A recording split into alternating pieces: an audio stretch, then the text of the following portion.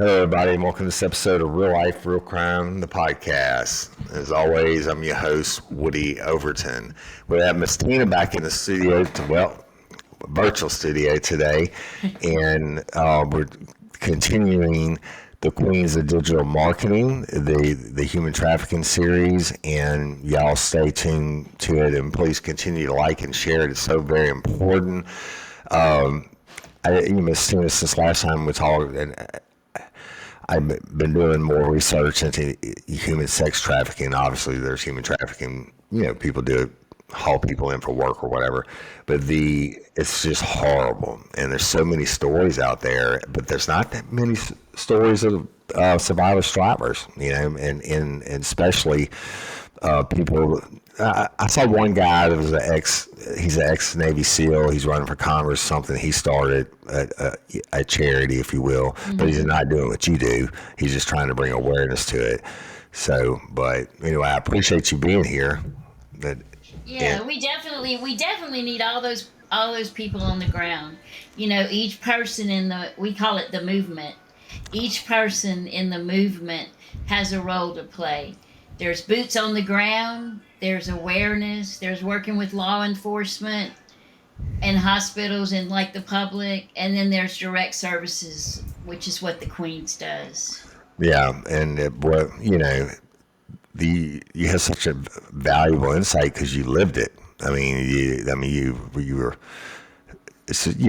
your story is amazing, and all the comments people put about it, etc. It's just of course, it's kind of heart wrenching, but it's real, and it needs to be told as well as what we're going to continue to tell about what the Queens of Digital Marketing are doing now and everything else. So I don't know. I guess it's one of the crimes people just don't really pay attention to. They're like No, not as much as like murder or stuff like that. But I they don't really don't know pay how to explain attention it. to it until it happens in their backyard. Right, When right. their daughter's been locked in their room for months on social media, and then one day you find out that she's got a new boyfriend, and the next thing you know, your daughter's gone and you can't find her. Right, and see, so it's like when do cold cases and I talk about them, like everybody knows what a murder is, but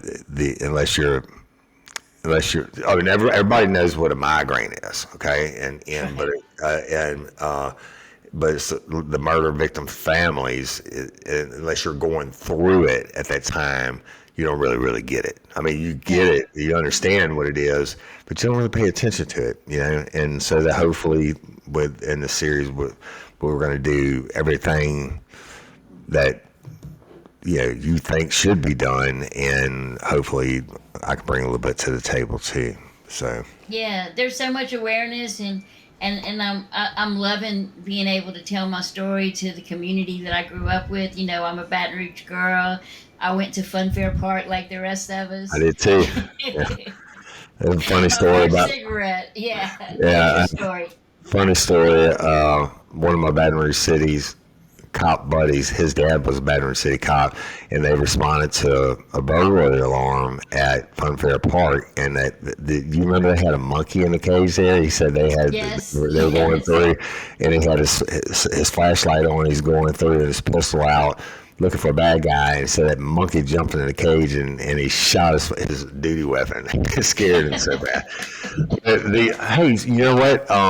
Karen Ortolano, who is a retired matron for Livingston Parish Sheriff's Office Prison, she sent me an actual article on the spot. She said everybody knew the spot, and I don't know how old you are. She's probably close to your age, and she's from over there, around Opelousas, wherever it is. And she said Hmm. everybody knew what it was.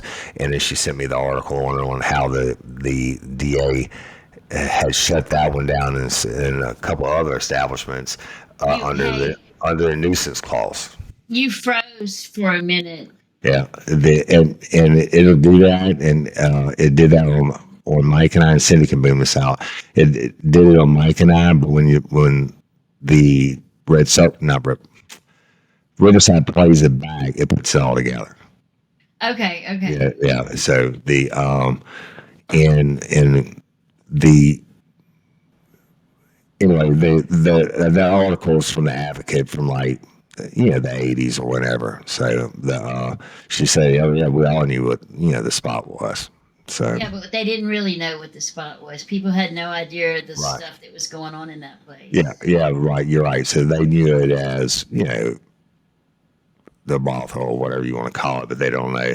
Again, like we were just talking about, they don't know and really understand the what really goes on. What really goes on there, like the story I shared about being beaten in front of all the girls Uh, and everybody having to watch as some kind of lesson or something. right. The Just control. that's it. You get this next. You act that way, you get this right. And I can't Hmm. imagine. And then you took the beating. And didn't you tell me it was after that you went back to the same guy, right? I did. Yeah. It's so crazy that after because virtually you're mind washed. Right. That's how the whole thing happens. The definition of human trafficking includes the word coercion. And it happens mentally and emotionally first before it happens physically. And Yeah. so when these things happen, it's just like the next step in the grooming process. That's what. And it just seals whatever they've been doing in the first couple of steps, like getting inside your head. Then that deal is sealed when they get physically violent and create fear in you. Right. And I was going to say groom when you say coercion. So it's two parts to that stick, if you will, or whatever Mhm. euphemism you want to use. But and that's I don't know, and so I think that's kind of where we left off. Uh, uh, Yeah, I do. I do. so you go back to him, and what happens? So I go back to him with my child. At that time, Really? I had a 2 year old child, and I brought her there. And then about 4 or 5 days later, I brought her. He came and got my ex came and got her. Yeah, Um, and I began life like I had never left. I started working in his bar room, and of course, there were the trick rooms in the back. And there was the beatings, and there was the fight. I remember one time because I had had children, I was a little heavier, and because I was heavier, he wanted me to lose weight. Well, he had his children in the same house. He had a son, a set of twins that were like 12, 13 years old. The boy was with him, the girl was with her mom. And he had bought ravioli for the kids. And he had bought tuna fish for me, but I didn't want to eat tuna fish. I wanted to eat ravioli. right, And so he came in and I was eating this ravioli. And he beat me. He picked up the broomstick and just started beating me. And he didn't let me eat for like a whole couple of days, day and a half. yeah, But in the end, I got so mad that I ran away from him and went yeah, to this other guy. Funniest story ever uh, is this other guy, Jimmy Donos, the one I was talking about the from Mamu with the right, the killing history bar, fields. And right, yes, yes. So when Jimmy got me, we thought that it would be funny. And of course, here is this endearing part. And we broke into his El Dorado and we opened up about 15 cans of tuna fish and and put it we on. left it all inside his car. Wow. It was a joke known around our Yeah, circles for a long yeah. time. He Yeah. must have been scared of Jimmy not to come back after him, right? The There was kind of a thing like if you chose somebody else, then the other characters had to respect that. yeah, But they had to. There was a monetary exchange too, of course. yeah, yeah. Oh, cause so Basically, they buy Jimmy you. had, yeah, Jimmy had to pay him off or something. That's Yes, crazy. That's it's it. so That's crazy. the basically you were an item. I hate to say a piece of meat, but a piece of meat Mhm. for sale, and Exactly. that's unfortunately that's what sex trafficking is, right? So so you go and you're with Jimmy now, and what happens? Well, I'm with Jimmy now, and Jimmy did a lot of drugs. Okay. Um, Flop, who was the other guy, James Satterley. He would there. If you look these guys up, you could probably find some stuff related to this. But Jimmy did a lot of drugs, and so my life became this series of partying. I worked at this club run by a guy named Heavy that was in Houma, Louisiana, and I was dancing, and Jimmy was playing cards in the back room, and Right. there was a lot of crystal meth came out around this time more so. Mhm. Jimmy had a lot of biker friends, so Right. um and eventually things got really really crazy with Jimmy. Jimmy would wake up in the morning, and if his eggs weren't right, he'd throw them at me and make me cook them again and Mhm. again. And then I tried to leave one time. He caught me. He beat me up really badly. And then he was scared I was going to go to the police. So he handcuffed me while and his other girl, because he had two or three girls living in the house, would come and take care of my face and everything, so get it right until I Right. could go back to work again.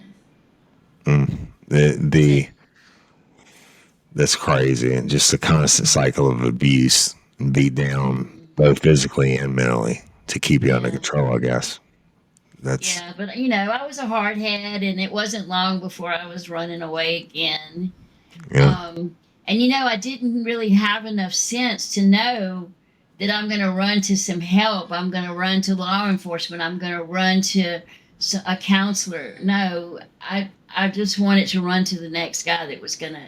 save me, because by this time I believed that that was my savior. That I was part of this lifestyle, and Yeah. kind of almost you would take pride in being part of that lifestyle, like being a gangster or Right. something. Or being a one percenter, right? Or a biker Yeah, or yeah, whatever. yeah. It's the Yeah. same thing, same kind of concept. You didn't really know any other lifestyle. I I mean, since you didn't. were a baby, they had you. And turned out, and you know what? It's not like there was a lot of help for this or a lot of awareness for this back then. I mean, if you went No, to an not old at school all. cop, then what are they going to tell you? Go In to the AA. 80s, yeah, yeah, right, yeah, you go do the Go to 12-step program, AA, yeah. and you're gonna be fine. And And it's then not. meanwhile, you still got to eat and everything And else, yeah. you still got all these demons in your head that the Mm, 12 steps is not going to get out. right. Wow, that's crazy. So the basically going from one to the next, and that just shows you, I mean, the law of supply and demand, and how, Yeah. I mean, obviously how profitable it is for these people to exploit women, and Yep. Mhm. it's crazy. So you go to Jimmy, and then you had enough of him, and you run again, and what happens? So I run again, and I run away to Dallas, Texas, and I get Okay, involved in what they call street game. I didn't have any place to go, so I jump in a taxi and I ask them to take me to the track, which is what they call the host roll, as some people call it. right. It's where the prostitutes walk the streets, basically, right? Right, right, Like Plank Road used to be in right. Baton Rouge back in the day, Right, right? but Dallas was a step up, and there was a lot of men, a lot of fancy cars, kind of a different type of men at that time. It was a different scene Right. then. Old Bloom time and all that stuff too, right? Yeah, yeah, yeah, definitely. So there were a lot of people working in the oil fields coming down there, and people with lots of money. There were guys that would get off the boats and they would spend all of their money. Mm, And same kind of concept that was happening in the brothels of Louisiana, but it was happening on the streets. And then there was a lot of other stuff mixed in with that, because that was the streets of Dallas. Harry Hines Boulevard, I believe, was the name of the street. yeah, I actually had an apartment in Dallas for a while. I was working all over the nation, and I had an apartment Mm, in Dallas because it was close to Southwest and American, the DFW, mhm. and I flew almost every day. But the when you were on Harry Hines, did you have somebody that was in control of So you? what happened then, and it's kind of unusual how that lifestyle works. So there's all these pimps out on the street. And so as soon as you walk down the street, especially if they don't know who you are, they start like talking to you like Mm. come on with me, baby, I got what you need, da da da da da. They start running game at you. Right, right, right. And I knew from experience, don't look them in the eye, because once you look them in the eye, They got you. then they got you. And so I walked down, and I tried to work for a little while. And this one guy caught me in a bar one night and kind of pushed me up in the wall and said, "You got to choose somebody, baby girl." Like he's got me by my throat, and he's calling Yeah, me baby girl at the same time. I mean, it starts like right then. right. And and so I did, and there's something called a choosing fee, and you have to go out on the street and make this like $1,500 or how much it is, and give it to him, and that's his choosing fee. And then you For get on nightly, his, for yeah, nightly, like you don't come back with less without than this fifteen amount. hundred dollars, right, right, and he would give you that quota every night, and you become one of his family. At that time, the guy's name was Pretty Tony. He was from Louisiana. He was from Reserve, Louisiana. It was Yeah. just kind of funny how we ended up together. And he had five other girls. He had a girl that had been with him for a long time that he was married to. They called that his bottom, and she Right, took care right, of like all the bottom. Yeah, bottom bitch. That's right, bitches. exactly Yeah, right. yeah.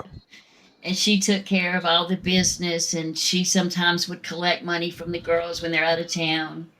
And we all stayed at this hotel, this motel. We all had our own room, and it's crazy. We switched nights, and like, Yeah, yeah. yeah, I mean, did they ever give you like a night off or a refresher, like in the past when they would send you out and buy you stuff or whatever, or they yeah, just you did. Like we would switch nights, meaning one night was your night with him, and you rode around with him, and you went out with him, and you slept with him that night, and that was your time off. And you wow, always got your nails done and your hair done, and all of that stuff was necessary to make yeah, more money. And right, you really got to this concept that you were a family. mm, And like the women together, we were like sisters. We watched out for each other. And at that point, I was like deep in that life. There didn't seem to be no way out.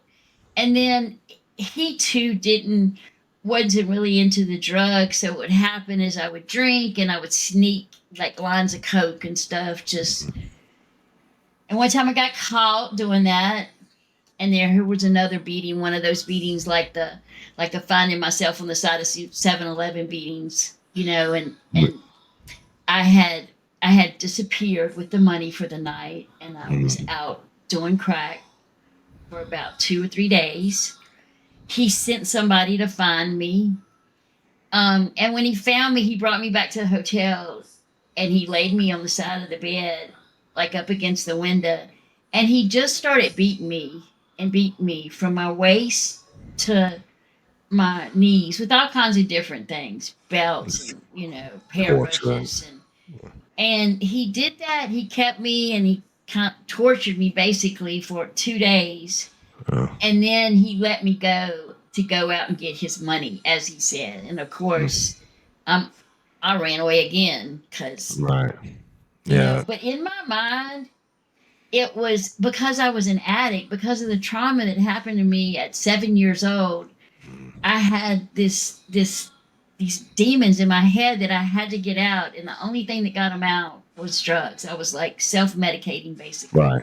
Yeah, and Um, you didn't know anything else either, right? And that's what no, made you feel good and made you feel alive, and just didn't know anything else. And it's so crazy. And I was wondering about when you got beat and left at the 7-Eleven, that puts you out of commission. So that's why I thought he left you for dead, right? And then yeah, this guy that had the sense enough to beat you in an area where it's not so noticeable to put you back to work.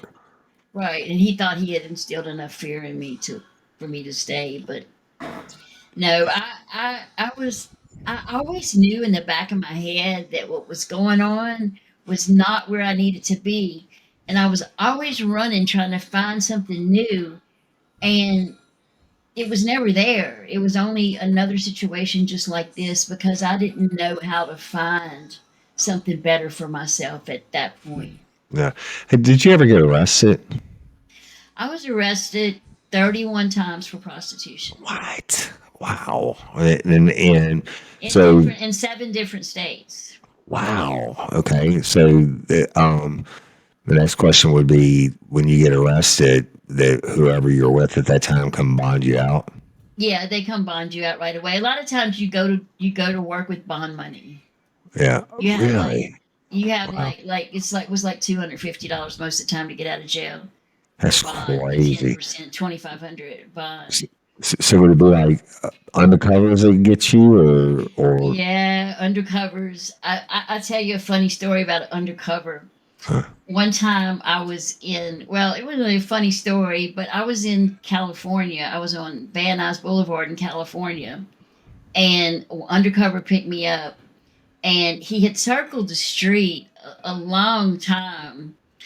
And I went to get in the car, and as soon as I opened the door, I knew that that was him. And so he opened the door, and I looked, and I'm like, I try to turn around, and he takes off the car, and he starts like dragging me. I don't know what he hoped to accomplish. Back then, the police did what the fuck they wanted to do. right? Yeah. No cameras involved back There then, was no right? cameras. Yeah. So I got off, he parked the car, and he started running after me, and he's running after me, and he trips over a hot dog vendor. Like a hot dog vendor. He trips over the case, and the hot dog stuff falls all over. He's full of stuff, and I turned He's around. I really a man. laughed. I laughed. But he got me again. He was determined to get me after that. Yeah, I bet, right? So 7 states. Let's talk about that for a minute. So you go from Louisiana and To obviously Dallas. Texas, and To then Dallas. And then I went to New Jersey really, because, yeah, yeah, to work on the boardwalk and the yeah, casinos down there. yeah. And Like, see, he took me to New Jersey.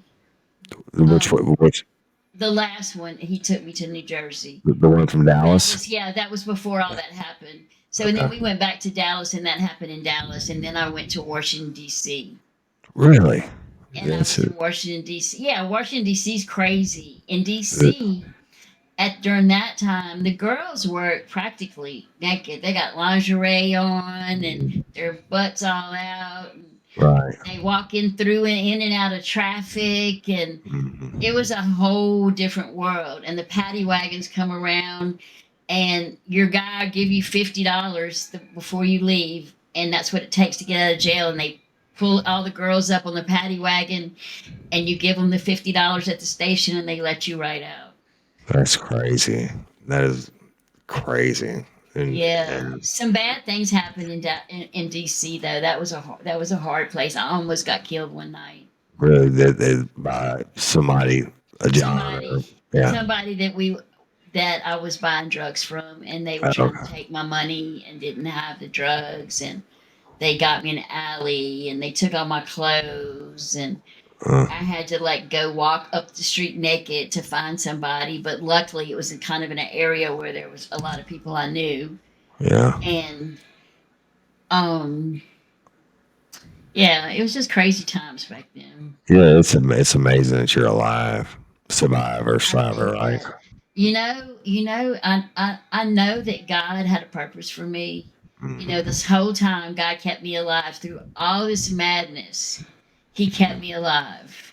Hmm. That And for today, for a time like they say, for a time such as this, because the time for me, I needed all that to be able to relate to and help other survivors of human trafficking. I needed to be able to show them how to get to the other side and become a thriver. that's the you needed to go through a war and all the battles so you could be the soldier that you are today, right? Saving people, Right. surviving, Yes. striving, and I, and thankfully, yeah, yeah, I need to look up the stats on that. I don't know if they even have them. How many? You may know.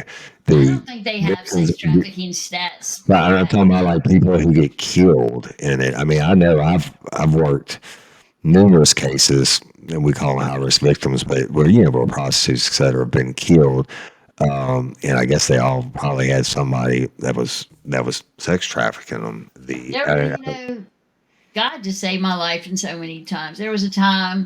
Um, there was a time in California, and I was in Hollywood for a long time. I was in Hollywood during the Rodney King riots, Really? but I was in Hollywood, and I got in this guy's car, and he pulled out a knife, and he started driving, and I literally had to open the door and roll out onto the freeway to get away from him. Wow. Yeah, And God, like I'm not trying to be religious, but like there was something up there that was taking care of me, absolutely. and that's Right. what brought me to my, and how I continue to be successful is that I continue to follow that voice and continue to want to give back and help others. Yeah. Yeah, I do the same thing, and it's crazy as it is. I tell people all the time, if you get that little voice in your head and it's telling you something's wrong, listen to it because that's whatever deity you play it to is trying to give you a break, right? Hmm. But like in your case, and I think that's what I do on cold cases now. All those experiences you come together so you can help other people and do more good than harm. And but I want to continue more of your story next week, but now I want to talk about the queens of digital marketing. Okay, Okay, because okay. I want to get more into that each week as we go through your stories, if you don't mind. So No, no, not at all. You know, it's really crazy. Like I said, you just follow that little voice, and at the time, I work in advertising, and I had an advertising agency called Ring Lab Media, and a part of Ring Lab Media is in that particular space, in that marketing space, a lot of trade shows. So I would go to a lot of trade shows, and I would constantly see women that were in a situation where they were basically being exploited. They'd have little tank tops and shorts on, or even some companies would hire new graduates just for that purpose. right, And so I didn't like what I saw, so I created a professional women's networking organization. At the time, it was called the Queens of Paper Call because that's what I do. It was very, very right, specific and niche. Um, and from that, because of my history, I started collecting money for human trafficking. I right, started like putting these little table cards at our events, and just continue. It was basically our initiative. right. Um, and from that initiative, someone donated to us 5 master classes in pay per call marketing that were worth like $10,000 each. Wow. So, and he said, could you find some human trafficking survivors to take these classes? He said, I feel like that giving people a hand up is so much better than just giving to somebody and Right. not really putting any accountability behind it. Feed him, give a man a fish, eats for a day, right? And then teach him how to fish. Right. Same Yeah. concept. Hmm. So I did that, and from that, we realized that the curriculum was a little bit hard, and that we needed to create a curriculum that would build up to that. And so we did, and we started getting girls in, and I mean, people started helping me, like girls that were on Queens. They was helping me with different stuff, and it just slowly started building until that was 2021, and in 20 June of 2022, I was awarded a 501c3 Wow. award. It's so hard to get. Yeah. Yeah, And crazy story about that. I had an IRS. I had filled out the paperwork, and I accidentally put the name of my advertising agency on the paperwork for a nonprofit. And yeah. so I mean, I had to like madly go to send an overnight package to the IRS. The agent that picked up the package called me personally, and after hearing our story, he really loved the mission, and he walked it's with me awesome. through the whole thing. Like I got it in 6 weeks. Well, that person was supposed to be there too. God was using them. I'm not trying to make Yes, it religious either. I don't care if I people know. But believe or there's so don't much believe. God in this story. Yeah, It's really yeah. hard not It's to. too much to call it coincidence, right? And Yeah. so the let's talk about the trade shows and sport events and all that. It's a known. I would assume you know this, but it's a known fact. Like Super Bowls and the playoff games or whatever, they fly in prostitutes from all over the country. Yeah, And and there's organizations that come specifically to those events to combat human trafficking. right, For instance, there's an organization called SOAP, and I was involved in that initiative last year during Super Bowl, where they come down and they distribute soaps with the human trafficking hotline and makeup wipes with that same number to hotels and motels to put out throughout the Super Bowl because they know there are going to be women that are being right, trafficked in those hotel rooms. right. That's crazy. And hopefully, I mean, you probably never know the success rate, but if you just get one, right? Yeah. And but this, the difference being where you used to run all the time to try to get away, but you couldn't, you didn't even know what you were running to, and you always ended up in the same situation because of the queens of digital marketing Yes. and things like soaps. They and all the world how it's changed with social media and everything else now. They hopefully. And people are being made more aware, just like what you're doing now, and hopefully that when they want to run away, when they get the beating, if they are alive and they get Oh, that there's beating. awareness. There's Right, like right. from these organizations that are out training law enforcement and hospitals and social workers what the signs are, to the people being at these events, to the people that are FBI agents that are recognized rescuing these girls and connecting with the organizations that are out there to take. It really is a movement. People don't realize everything that's involved in the human trafficking movement right now, but think awareness is 100% better. And then now there's problems. There's a lot of problems as with any movement, but it's in the public eye now, and people Right. are curious about it and wanting to help and get involved. And It's really, I mean, 15, even 10 years ago, you just didn't hear about it like you do now. And I was watching some show on Max or something like that. It was about maybe, I don't remember which one, but it was about this ER room. And this lady came in, she's dressed very nicely. She had a younger lady with her dressed very nice, and the Mhm. woman had like pneumonia or something like that. And the hospital worker, every time they would ask the patient a question, this lady would Mhm. answer for her. And then she said, "No, she's my boss, and we work in marketing, whatever it was." And the lady picked up because of the training they had, and went and told, "Hey, I believe this girl's being sex trafficked." And then Mhm. they got her apart and asked her, "Do you need help?" And blah blah blah. So, but that wouldn't have been on TV 10 years ago. It's because of stuff No. like what you're doing. Yeah, Mhm. that's That's crazy. exactly myself and a lot of others out there, working hard. It takes a village. Yes. Hey, can you tell me when you started it? I'm probably going to skip ahead, and you don't have to say names or anything.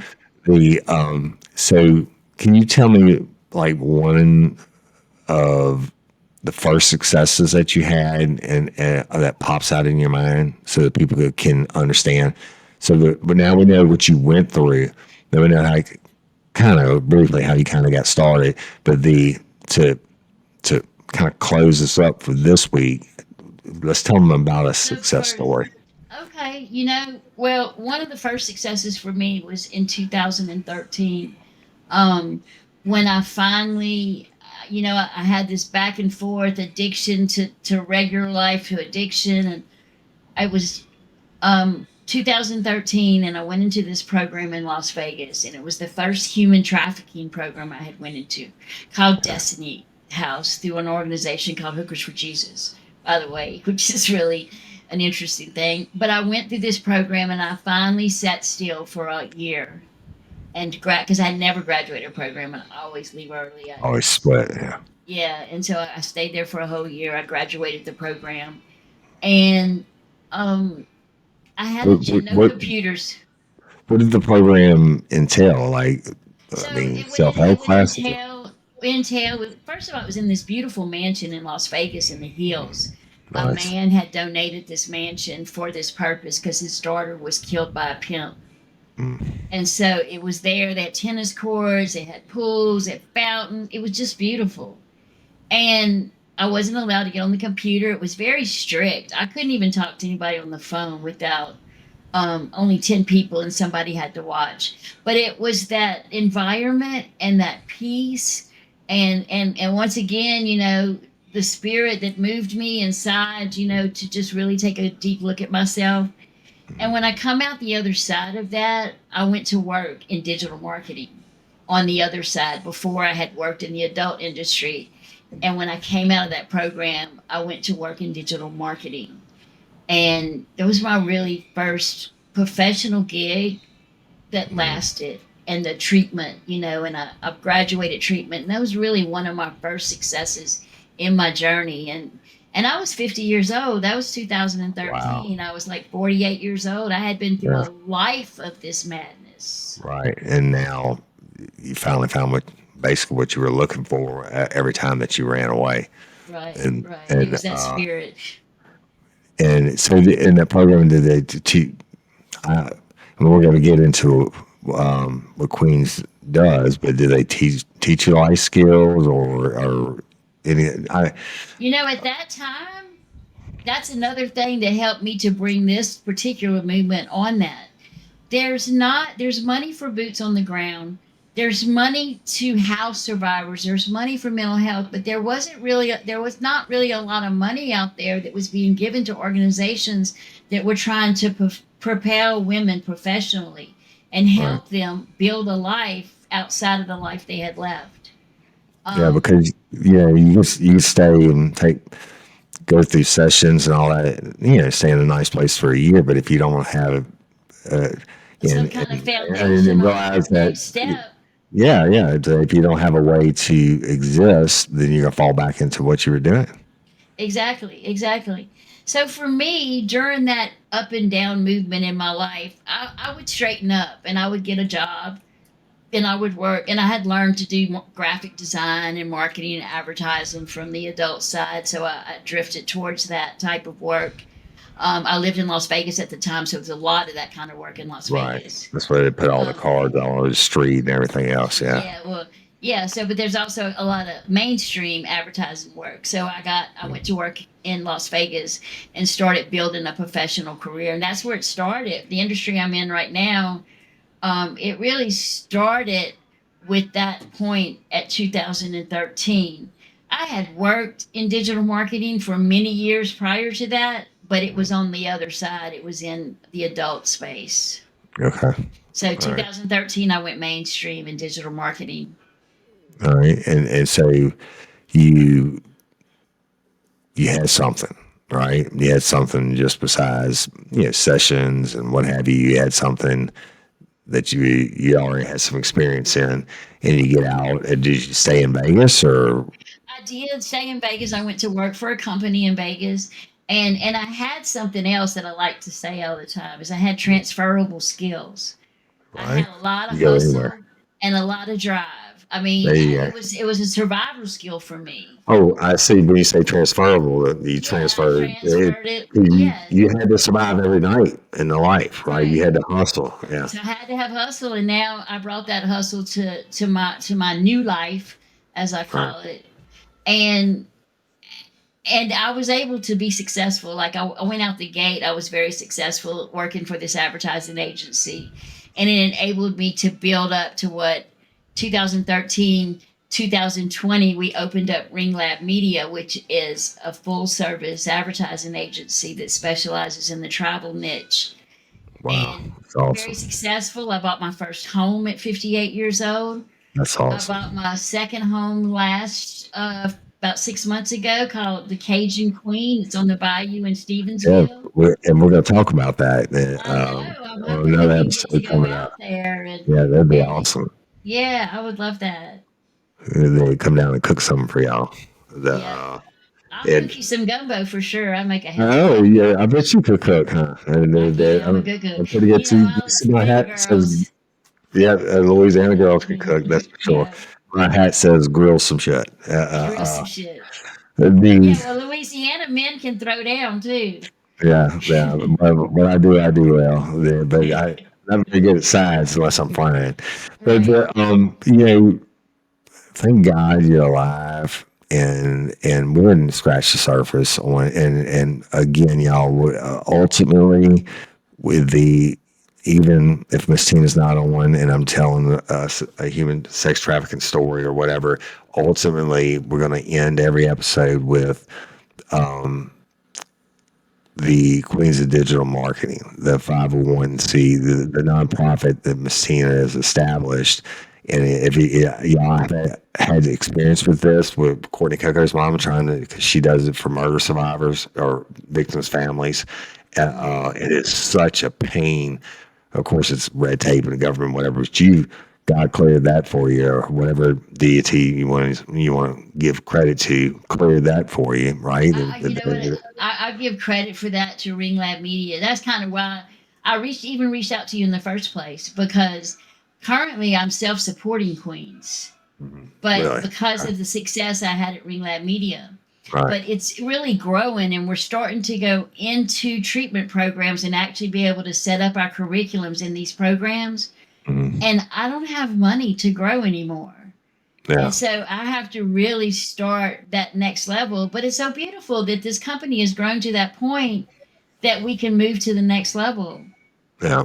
So uh, let's talk about that for a minute. So in lifers, I'm telling you that like I do for Lopa, and we've raised a lot of money for them over the years, and done different stuff, but the money that what we want to do ultimately is bring awareness to the Queens of Digital Marketing, the nonprofit, and if you can donate, donate, and because ultimately you're saving lives. It's almost like you're a crime fighter or a firefighter. Absolutely, You're saving a absolutely. life another way, but you're never going to know about it, You're right? supporting victims of crime because human trafficking is an atrocious crime against women. It's horrible, and they've just got a little taste to be just your story, right? And but the you don't do it, Miss Tina, for you don't do it for to you hope that you get a positive result, but you're never going to know. You don't ever know what this person's going to do, et cetera. But you're giving them the tools at least, and you give them a chance to survive or be a survivor striver, and that's important. And so, life is when we'll post the links that where you can go and do donations. And I don't know, Miss Tina, exactly how you have it all set up, but we'll post it, and if you can give something, give it. And we're going to bring you success stories. I know Miss Tina has stories of people that she's helped, and this is real. This is not a scheme or a Ponzi or whatever. I wouldn't back it, right? But these are real people. That's what Miss Tina. When I'm asking you all the questions about your story, it's like I do on the cold cases. I think people need to get past the fact that this is not just a news story. These are real human beings who bleed, who don't like tuna fish, who, because I always ask on my cold cases to the family members, what was their favorite meal? And then the reason I ask that is because, you know why? That means this was a real person. They ate, Right. right? What you know, it's real. These victims are real, and Real people. for whatever reason they got into it, and a lot of them, I mean, a lot of stories are just like yours. It starts with the childhood abuse and stuff like that. But whatever the reason is, it doesn't matter. But and it doesn't matter the narcotic use, but the all that is part of the deal. That's not that, What like you said, matters? you were self medicating. That's right. It's a symptom of the trauma that they received. And the more people, I mean, I know people are sick of hearing people talk about trauma. I hear it all the time, but people like every trauma is not to blame for everything. But there it's are some really deep psychological traumas that can drive your life to messing it up your whole time, like Absolutely.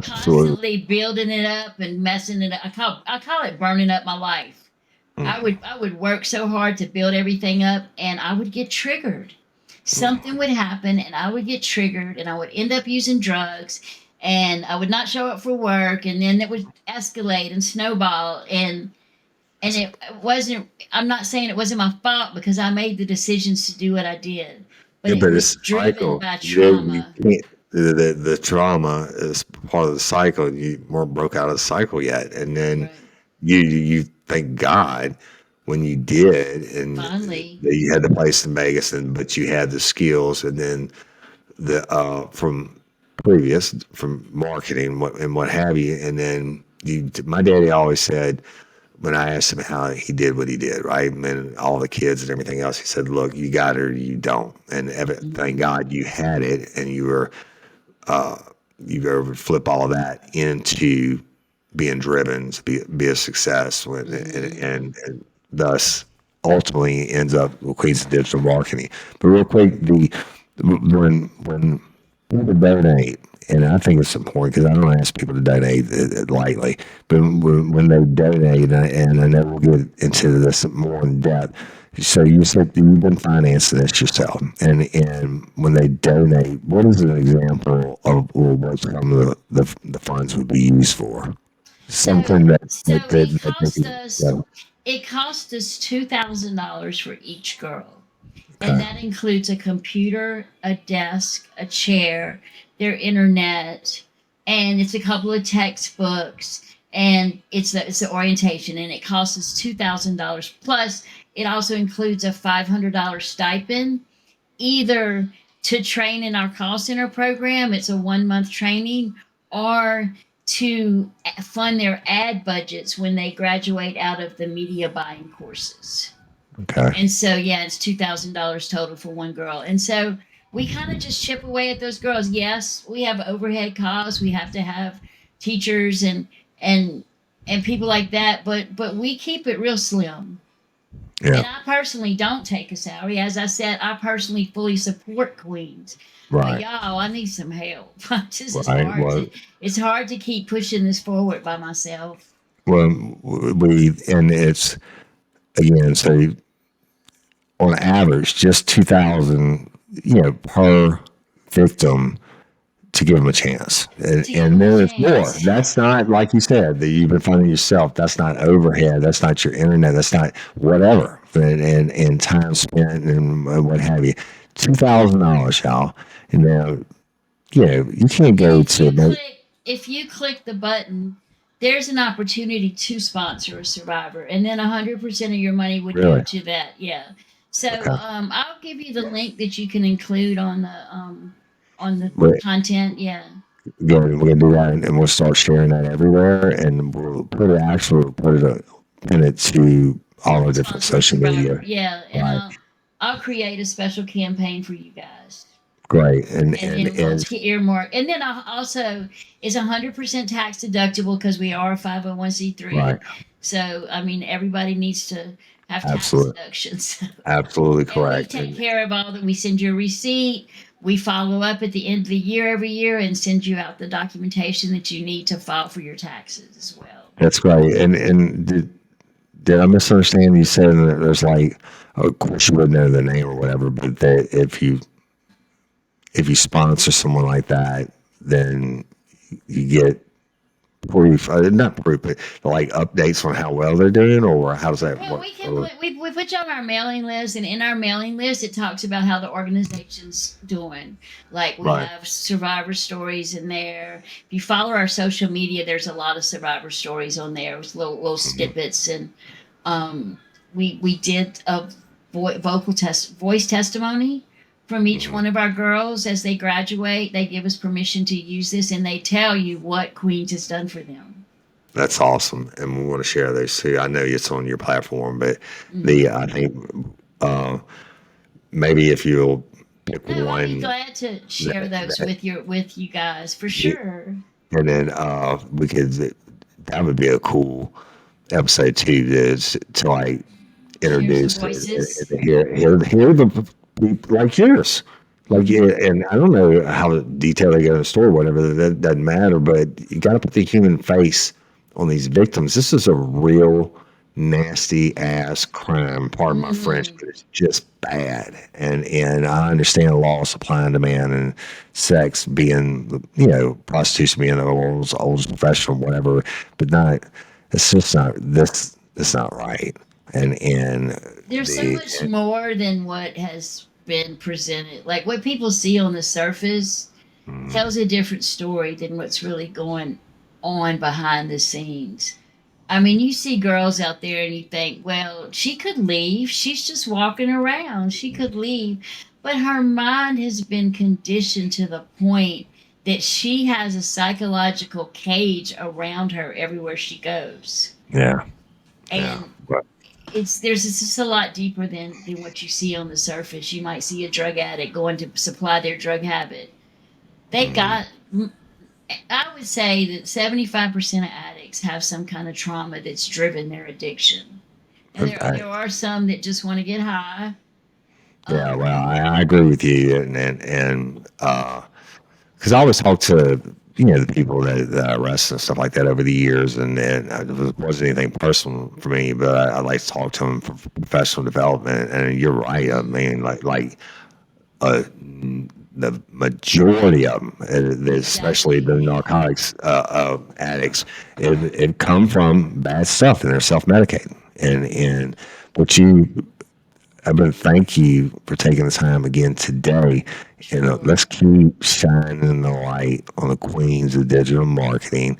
Let's get more. Do you like have like a waiting list, or well, you know what? Let's get into the next time on Yeah, I how want you to talk to find you the about victims, that. and how you find the victims, how you reach out, how they find you or whatever. Okay. Because you're running and looking, and there's a bunch of them out there.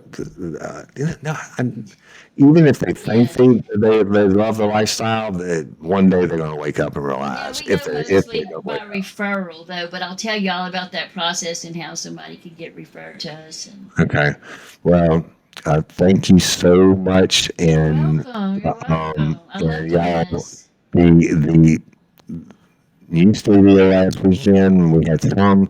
I don't really understand all of it, and the new equipment, etc. We had a little bit of audio difficulties. We're Hmm. correcting that, and everything else. And the lifers know that we do the best that we can do. Sometimes things screw up, Yeah. but Miss Tina, Queens of Digital Marketing. Neat. Go look them up. And then Miss Tina's going to give us the stuff, and we're going to post it. We're going to pin it to the top of the crew page. We're pinning it in the app, the Real Life Real Crime Community app. We're going to pin it everywhere.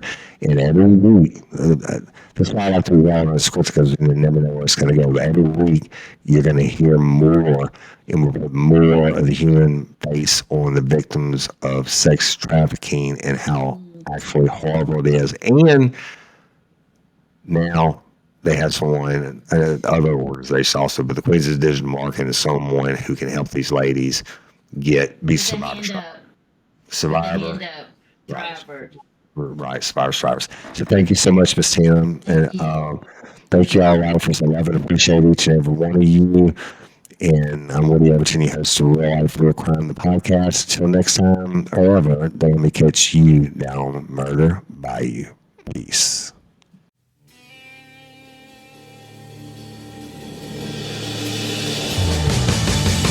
You have the right to remain silent. Anything you say can and will be used against you in a court of law. You have a right to an attorney prior to and during any question. If you can't afford one, the court will appoint one for you. Do you understand your rights?